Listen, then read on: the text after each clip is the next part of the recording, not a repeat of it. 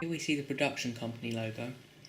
We use this so the audience would know who's produced the film.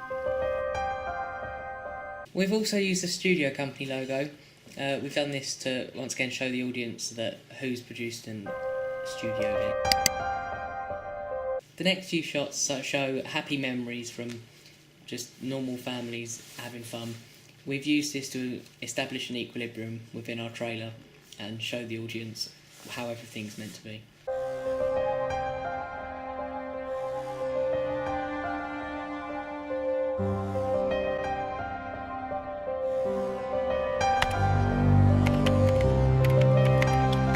We then added in a title of where the person's typing it into like a diary or something in an age of instant communication to show the audience that it's going to be about the latest technology like a phone. Yeah, and incorporate the social media side of our film. Once again, we've established equilibrium with friends laughing on a bench. This just shows the main characters having fun before everything starts to go wrong. Once again, we've used the title Friendships Are Made. This title leads on to the next scene where the friends are walking into the classroom together happy, showing the audience how the friends get along before everything starts to go wrong.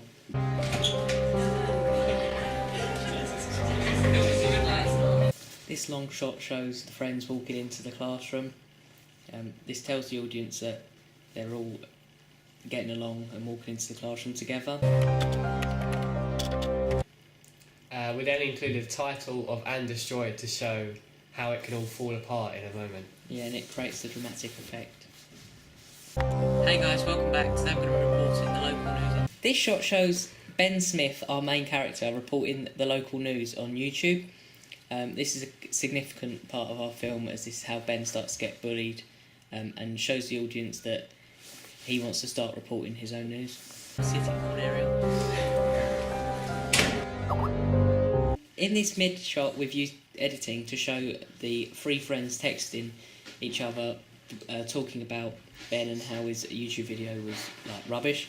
This shows the online side of the bullying and how Ben starts to get isolated from his friends. The shot also shows Ben isolated on his own, the other side of the classroom.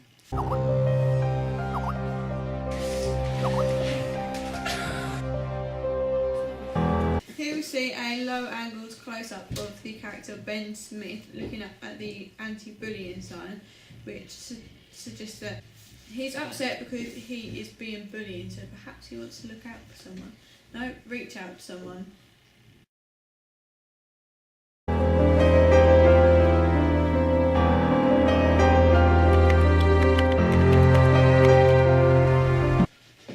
The next few shots are of Ben hanging himself, split up with small titles of what happens when it gets too much, to show that this is the turning point of our trailer, and after this it's all going to kick off.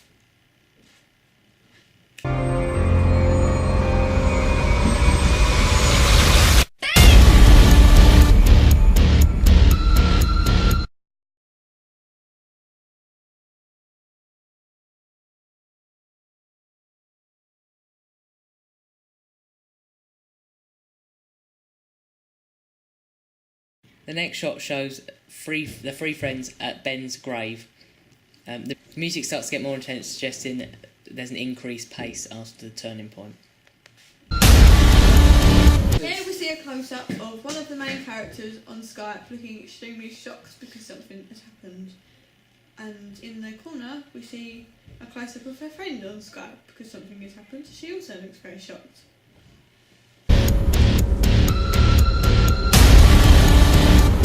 Here we see another close-up of a character looking shocked because something has happened.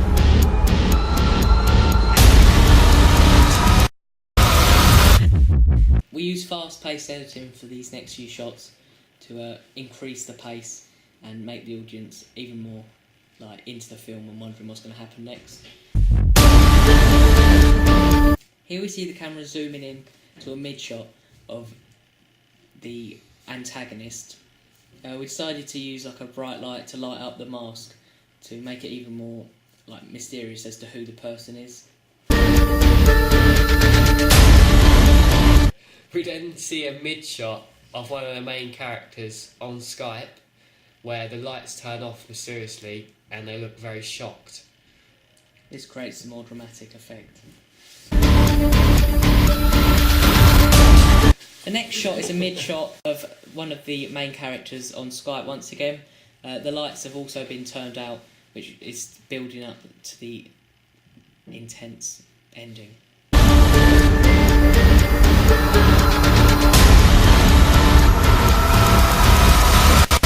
We then see a shot of the characters being dragged off by Ben Smith in the mask himself. It then quickly flashes to a review from Total Film.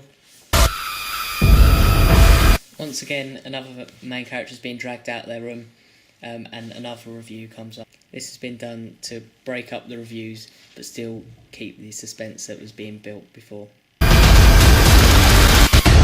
This next shot shows the final main character being dragged out of their room, and then a fade to Our Retribution, the title of our film. We've done this so the audience will be on the edge of their seat and then they'd remember the name Our Retribution.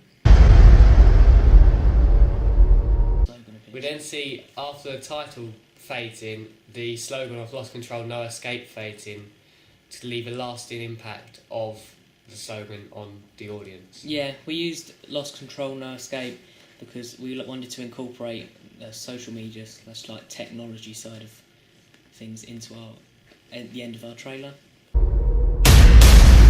After the title and slogan, it fades into all the social media links to link back to the style of our film, of YouTube, Instagram, Facebook and Twitter. We also, on there is the website link as well as the production company and studio company logo.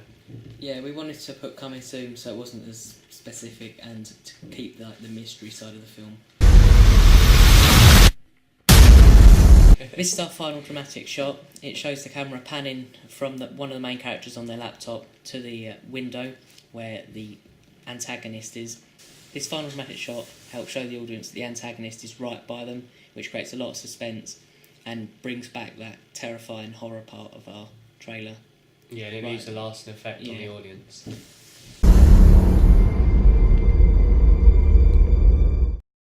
In what ways does your media product use, develop or challenge forms and conventions of real media products? So for our film trailer, we used many conventions that are seen in typical horror genre films. Yeah. We used things like introduction of characters, which obviously introduces the character into the film, so it sort of sets so you know who the main characters are and how they've got to the point in the film. It also shows how the characters are at the beginning, and then you can see how they've changed throughout the film and how the events of the horror film have affected the characters. Yeah. We also used slower pace at the start so we could build the relationship with the audience up, so we could get to know the characters, who they were, so then we could change it. Yeah, this is seen in Star Wars, The Force Awakens.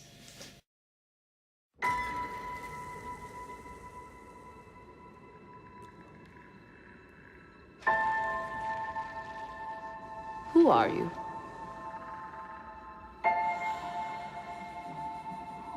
I'm no one.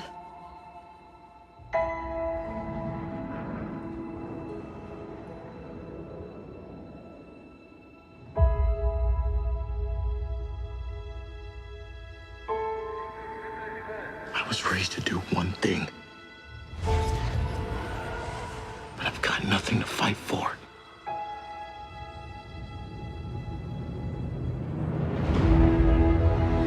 Nothing will stand in our way. I will finish what you started. As you can see in this trailer, it uses a slow start, introducing the characters, almost like slow music, and then as you start to see the characters and the events build, the music changes, which brings us to the turning point. I will finish what you started.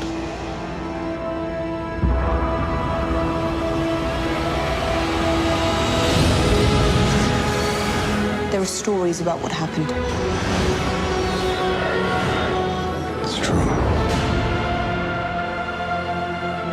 All of it.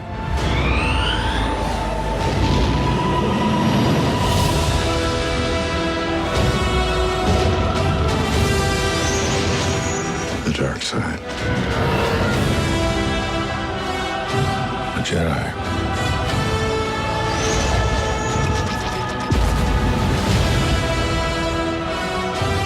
They're real.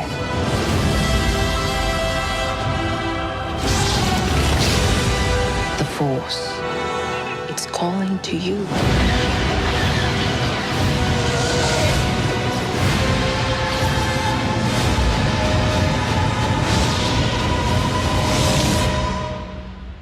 Just let it in.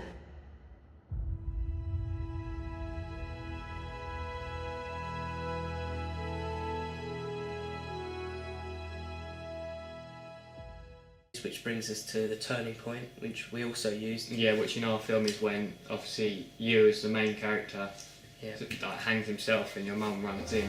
Yeah.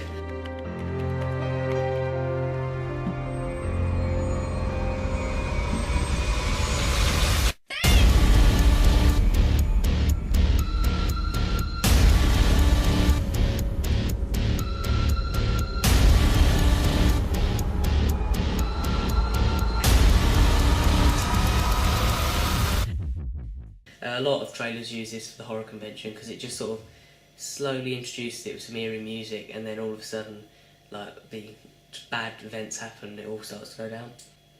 We also used the increased pace after this turning point that we just had to get the film rolling, get the trailer line. We can put in all the good stuff that's going to happen in the film. Yeah.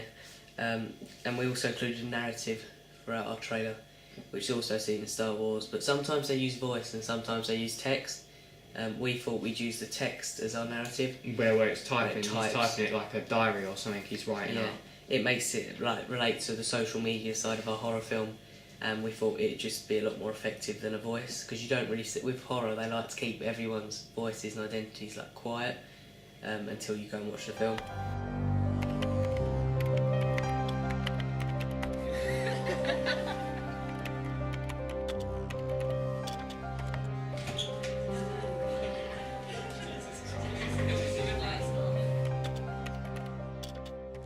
We also use production company logos to make it look more professional and show that there's definitely a production company behind our film. Yeah, and obviously right at the end of our film, Yeah. after all the production company, the credits of who made it, we have this final dramatic shot.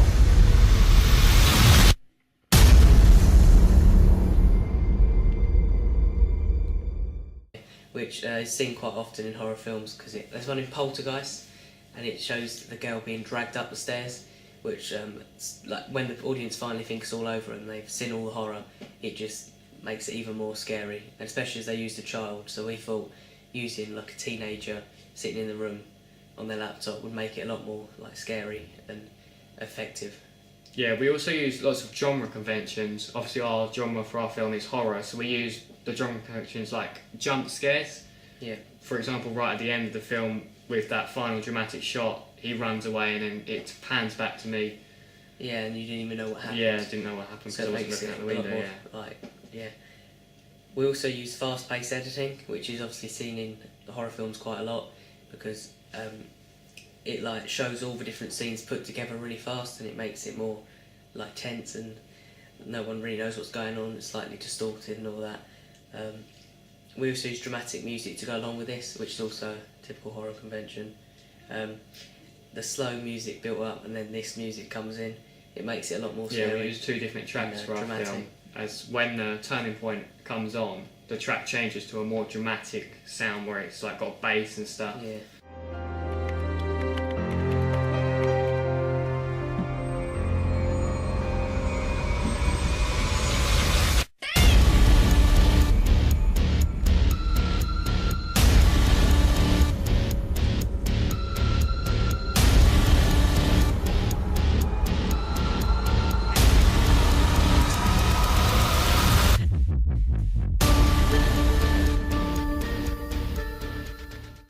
And we also use young victims and use high and low angle shots and close-ups to show the victims' expressions. This is obviously used a lot in horror films because it shows the expressions and how scared the people actually are. We also, like when we were going out to film, we also took into account the lighting. We used low-key lighting because obviously it's a horror film, so it sticks with our genre to make it look a little bit scary. You know, you don't really know what's going to happen next. We also challenged the conventions because the antagonist was originally a victim themselves. Now, a lot of antagonists in films have had something happen to them, but none of them are usually the victim. So we thought we'd use him as the victim to start with, to show how that people can change and how the horror can affect people. We developed our trailer because we used both male and female victims. Now, usually the males are the antagonists and the females are the victims, but we thought if we use male and female teenage victims, it would make the film seem a lot more realistic for the people watching. We also developed the convention of social media by using the features of social media. Different features of digital devices like a phone and stuff, And and laptops. when they were like messaging each other, we made it come up on the screen. Yeah, it's just a lot more relatable for people nowadays because a lot of teenagers use this technology that was in our film, which makes it a lot more scary. Because the old horror films that were mainly blood and gore, the people can't really relate to that, but everyone uses technology now, so they can almost see it happening to them.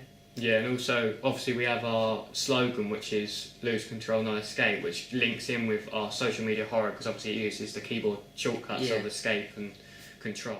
For our media trailer, we used a variety of different conventions that used, developed and challenged the general conventions of real media products. We used the convention of a slow pace at the start of the film.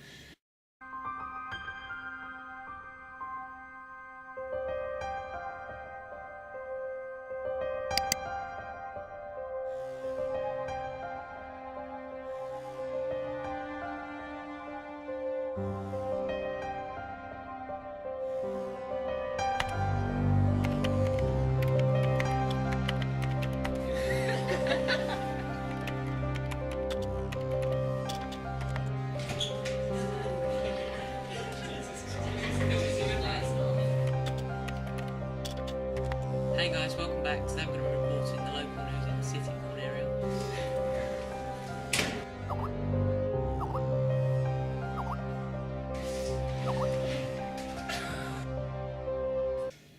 This is often accompanied by gentle music, which is something that we included in our trailer, as it kind of misleads the audience, gives them a different idea about the film. It makes them think that the film's going to be more relaxed when actually it's not. It's a dramatic film.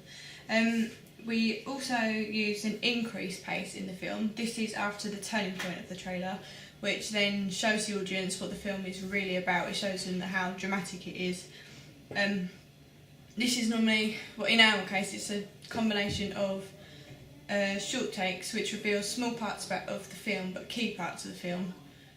We also we didn't really use much diegetic sound in our film, but we did use a bit where the character's mum shouted his name.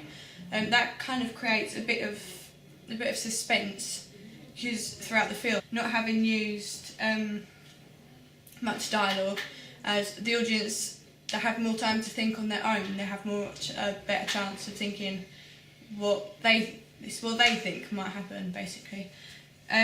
We've also used details of social media, which is a very common convention used in all film trailers, really. But it enables the audience to research into the film more after they've seen the trailer, if they want to watch the film, for instance. At the end of our trailer, we used a final dramatic shot, which is of Nick's character looking through the window at the antagonist, who is Luke, wearing the mask. This creates quite a dramatic effect. It's obviously the final shot, so it's the last shot that will be seen by the audience. So we wanted it to be quite a dramatic shot, because then it's something they'll remember. It's the last thing they'll see, therefore it's the last thing they'll remember. So they're more likely to remember the key characters, the key signifiers of the film. Being quite dramatic, it encourages the audience to want to watch the film, because it shows them how intense the film will be. It shows them how dramatic and scary it is, so it should make them want to watch it. We've also developed one of the conventions of a horror film. This convention is the female character being the victim. In this case, in our film, we've used a female character as well as having two male victims, which isn't often the case, as stereotypically females and women are seen as are seen as more weak and vulnerable, they're less able to fend for themselves and stick up for themselves. So this was something we did. It kind of throws the audience off a bit, and it shows them it's kind of a different approach to how people are victimised. How effective is the combination of our main product and ancillary text? We feel that our film trailer and magazine front cover and film poster are very effective. We use brand synergy throughout, using the same font and slogan and colour scheme. This created a strong brand identity and helps the audience recognise our film. We wanted to do this with obviously the slogan "Lost Control, No Escape," because it links in with the social media, and we also thought that it makes, I don't know, if people keep seeing that around, they're going to wonder what it's related to. All our magazine and film poster, and obviously it's at the end of the trailer, so then when someone sees it, they recognise, oh, that's our Retribution. Yeah. That looks really good, I'll go see it. Yeah, we also used another film that does this very well is Star Wars. Obviously they've done quite a few films, so they used the same text and font. They also use the same colour scheme, iconic theme tune and characters. Now because our film's the first one, we couldn't use the same characters, but we decided that if we were going to make another film, we'd use the same like music in the trailer to make it so people can relate to the film and know. Yeah, we don't really have a film tune to play in our trailer except obviously the background music, but if we were to create a like sequel or something to our trailer, we'd create a known sound that would play along with our trailer, so then someone could recognise, oh, that's the Retribution name. We used the same colour scheme of black, white and red, because we thought the black and white was quite almost like computer based, because whenever you go on to computers, the like Word, for example, any sort of program, the text is like white background. Colour is white background with black text on it. We incorporated the red to do with our horror genre, because we thought it links to horror, so it could be good to include that. Also, when you see red on a computer, it usually means something's gone wrong, which is obviously what happens in our film. It like the chat goes wrong, so we wanted to symbolise that as well. The magazine cover links to the other two products in different ways. So I made the magazine cover. To make it link to the trailer and the poster, I used the same fonts for the title that we used in both of the other products, because then it's something recognisable for the audience. They see that, so if they see that font, they'll know, right, that's for our Retribution, that's for that film. So it's kind of the same. And I also used similar images to what we used in the poster, because in the poster they're quite dramatic shots, so I tried to use quite a dramatic shot on the front of the magazine as well, so then they closely link. What have you learned from your audience feedback? Well, from our audience feedback, we have gained an understanding that our trailer is very professional and well made, because when we showed it to like people around, they're like, oh yeah, that looks very professional, I'll go see it in a film. Our audience will get the storyline by our film we've worked out, because they can understand who the antagonist is, who the protagonist is. And the most frequent feedback we got was at the beginning, obviously where the home videos are for the film, when we get to see the fireworks scene. Yeah. And when we were showing people, they didn't really understand this, because obviously it is only the one. Our first draft was just the fireworks scene, so no one really understood that it meant to be a load of memories together. So we've now added a few more clips. Maybe we can improve this by putting more clips in, and the final thing will have obviously more than just one that we showed. We tried using the example of Unfriended, because they had like a load of good clips together, and then the bad stuff started to happen. So we wanted to try and do something like they've got. So we tried to do that with ours, but I think we could add some more clips to make it a bit more obvious.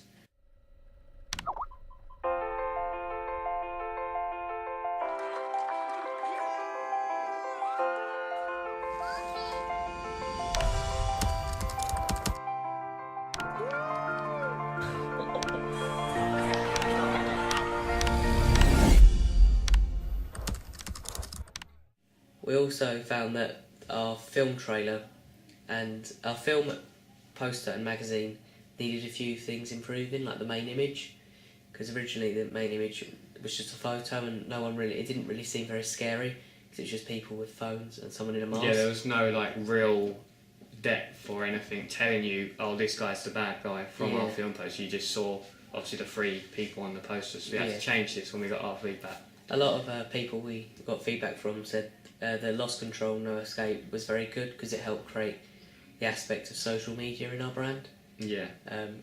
And the fact that they all had the same colour scheme and the brand synergy made it a lot better because they knew they were all related. Yeah, another piece of feedback we got from our trailer was when the main character Ben, he looks at the obviously anti-bullying poster on the wall when we're in the classroom, and some people we showed it to didn't really understand what that was because obviously it's quite far away And in it the wasn't shot, the most clear and it's poster. not the most clear poster, and it's just they didn't really understand. Oh, he's looking at an anti-bullying poster because he's getting bullied. So now we've got where it zooms in, and we've got like a picture of the anti-bullying poster, so people can clearly see that he's looking at an anti-bullying poster. He must be getting bullied by these people in his class. Yeah. We also found from our feedback we need to add more features that relate to social media because the subgenre we had for the film trailer, although we included some areas, I think we could have maybe developed them a bit more. Our audience feedback also said that the YouTube bit where Ben made his own YouTube channel could be more clear by adding a bit more of the video that he was making, because it was only like a 5-10 second clip of him like talking and just like the YouTube overlay. We could have done some more videos of Ben on his YouTube channel to show that his friends were bullying him because he had a YouTube channel. I got some feedback from our trailer, from my parents and my sister. They didn't really give much constructive criticism, so it wasn't really much to go by. But my dad did say that some parts looked too staged, so that was where we were trying to film. So we kind of looked quite scared, but I think we did it. We overacted. Well, I overacted. I know that for sure. So I kind of milked it too much, so it doesn't look real. It doesn't look realistic. It looks really staged. So that's something we can learn from. So maybe perhaps if we were to redo this again in the future, or just redo it in general, we could work on our facial expressions, work on how to make it look less staged and make it look more realistic. I was also told that the beginning of the film doesn't give much away, so where we have included a clip of the fireworks at the start of the trailer, that was a good memory, but not many people really understood that. So it didn't really help the audience to understand what was going on. So we've included some extra footage, so some real life footage recorded from our phones that should hopefully make the trailer look more realistic for the audience.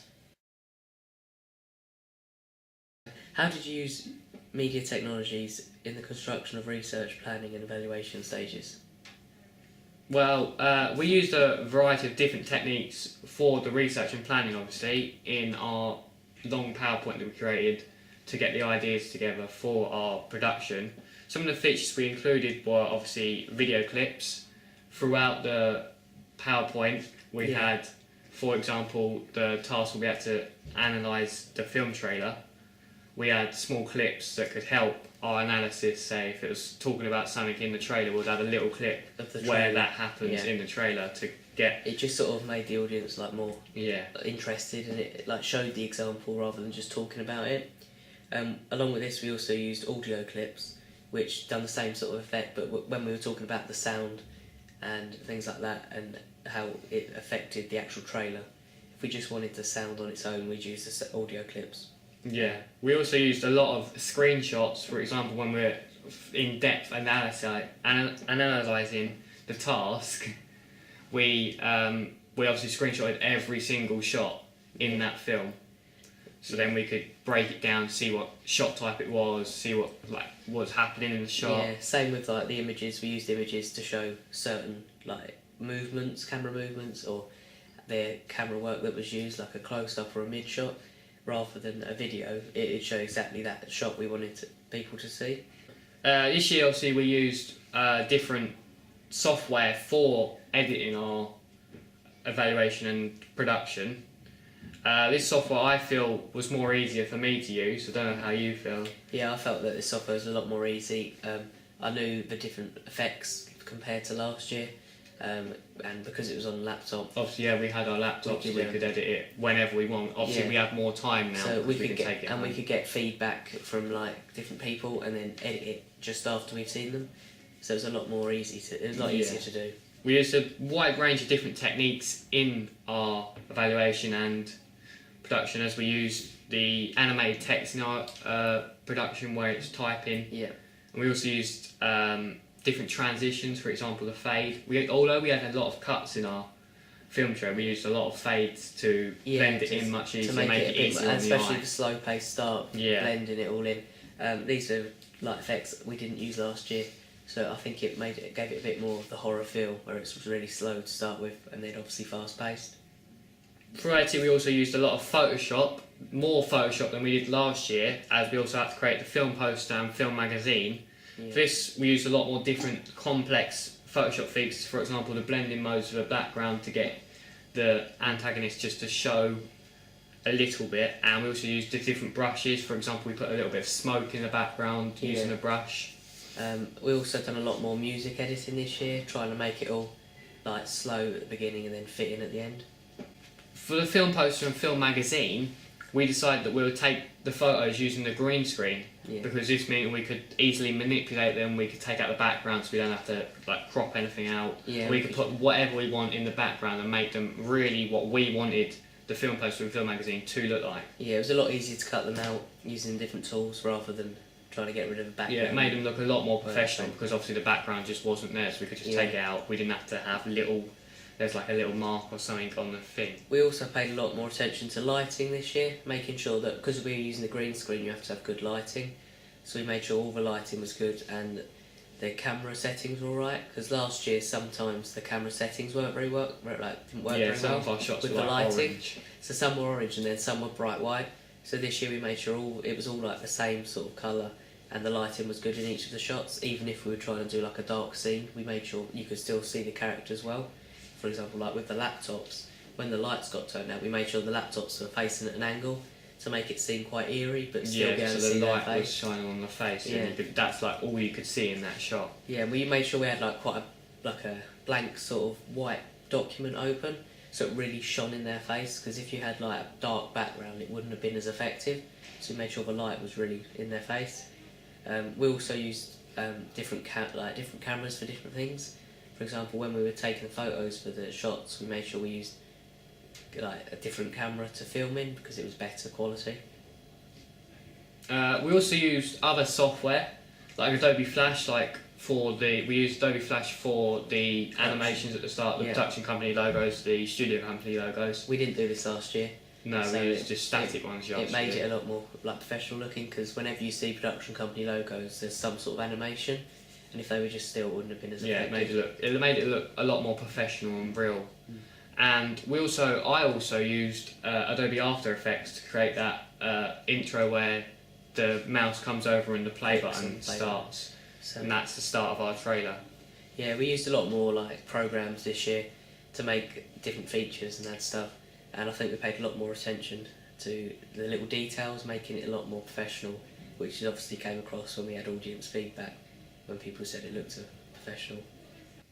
Right, so I have used many different media technologies in the construction of all of the products that we've created. So the magazine, the poster, all the research and planning, the evaluation, everything. One of the key media technologies that I used was Photoshop. I used this for the magazine cover quite a lot. There's